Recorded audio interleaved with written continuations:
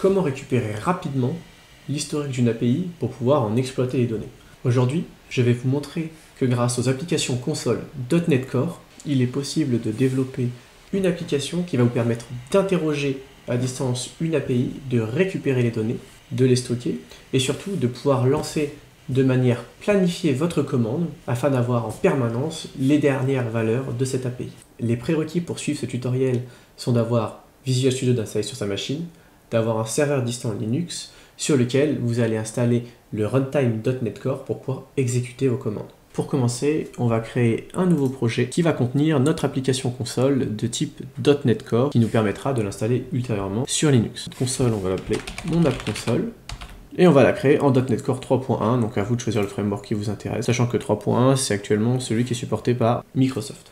Donc le projet vient d'être créé, on se retrouve avec une classe programme qui va contenir le code qui va être exécuté par la commande. Actuellement, donc c'est uniquement un console write, mais l'intérêt ça va être d'appeler des fonctions qui vont contenir toutes les récupérations des données. On va donc à l'intérieur de cette fonction main écrire le code que l'on va utiliser dans notre commande. Dans notre cas, on souhaite récupérer l'intégralité d'un historique, donc on va donc créer une fonction qui va nous permettre de récupérer l'intégralité des données. C'est la première que l'on va développer. On souhaite donc, dans notre cas, récupérer les données de l'API distante. On va donc créer une fonction qui appelle cette API, qui récupère les données. Cette fonction-là est globalement très simple. Elle va contenir l'instanciation d'un client HTTP, la création ici d'une URL, l'appel au client HTTP, la validation du message de retour et ensuite la récupération des données. Donc on va faire un exemple. On va travailler sur l'API Binance pour récupérer un des historiques de la donnée de Binance. On va remplacer l'URL de base du mockup par l'URL de l'appel à l'API Binance. Elle se forme comme ceci. Donc on va récupérer l'intégralité du chemin dont on a besoin, qui est l'API Binance. Notre symbole et notre intervalle, on va les définir directement dans nos paramètres. On va pouvoir tester notre appel API directement dans notre fonction de main. Et c'est parti. Il n'y a rien de plus simple, on va directement pouvoir utiliser le debug de Visual Studio pour pouvoir appeler notre commande. Donc effectivement, on est déjà rentré dans le debug, on voit déjà que notre commande fonctionne, ou en tout cas qu'elle fonctionne en debug, donc ça c'est un très bon signe. On regarde bien le code que l'on vient d'obtenir, on récupère bien tout un ensemble de résultats qui sont des données qui proviennent de Binance. Ça c'était du coup l'étape numéro 1, qui consistait à interroger l'API de Binance pour pouvoir récupérer des données. Là, dans notre cas, on a pris le cas de Binance, mais vous pouvez prendre n'importe quelle API que vous souhaitez interroger pour pouvoir récupérer les données dont vous avez besoin pour votre problème. La deuxième étape va consister à paramétriser l'intégralité de cette console pour éviter de mettre notamment nos paramètres en dur dans la commande. Donc on va créer notre nouvelle classe, Command Line Option, qui va nous permettre d'ajouter l'intégralité de nos paramètres.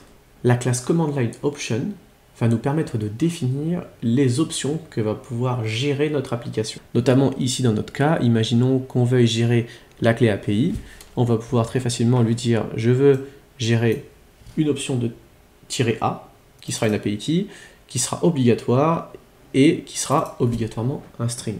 Si comme moi, vous avez du coup les options qui sont soulignées en rouge, n'oubliez pas d'installer obligatoirement le package Command Line Parser. Là, dans notre cas, on se retrouve avec deux options, l'API key et le symbole qu'on va pouvoir lire directement depuis les options de notre console. Comment est-ce que ça va être géré du côté de notre application? C'est très simple. On va utiliser la fonction parseArgument qui va nous permettre de lire nos options. Comment vérifier que ça fonctionne? Il suffit d'appeler l'objet O pour pouvoir accéder soit à l'API key, soit au symbole.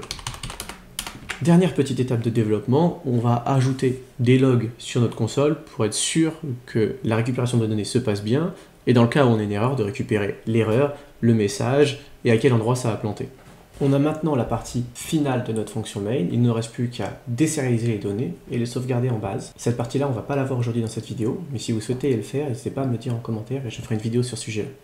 On va maintenant publier notre application pour générer l'exécutable. C'est assez simple, il nous suffit de clic droit sur l'application, de publier. On va maintenant choisir l'application qu'on publie et où est-ce qu'on la publie. Donc dans notre cas, toujours en local. On va pouvoir définir un ensemble d'options sur notre exécutable, notamment sur quel OS on souhaite le déployer, quel est le framework, etc. Donc dans notre cas, on va choisir Linux 64 et il ne nous suffit plus que de publier. Cette publication va nous générer du coup l'ensemble des dépendances plus notre exécutable qu'on va pouvoir envoyer via notamment FileZilla sur notre serveur distant. Une fois les fichiers envoyés sur le serveur, on va pouvoir directement se connecter via SSH sur l'application pour pouvoir exécuter notre commande. Ici, si je regarde bien, j'ai bien l'intégralité de mes fichiers, notamment My App Console. Il suffit tout simplement de nous donner les droits sur notre application et on va pouvoir être capable de la lancer. Sauf que souvenez-vous, on a effectivement mis des paramètres. Et sans ces paramètres-là, on ne peut pas lancer l'application. On a juste à les définir comme des options de notre commande. Et voilà, on a donc lancé notre commande, elle s'est exécutée correctement. On vient de créer une console qui nous permet de se connecter à une API distante, de récupérer toutes les données et surtout de pouvoir les lancer en distance depuis un serveur Linux. J'espère que cette vidéo a été suffisamment concise et qu'elle vous a permis de comprendre vraiment l'intérêt d'utiliser .NET Core pour pouvoir créer des consoles sous Linux. Et sur ce, ciao!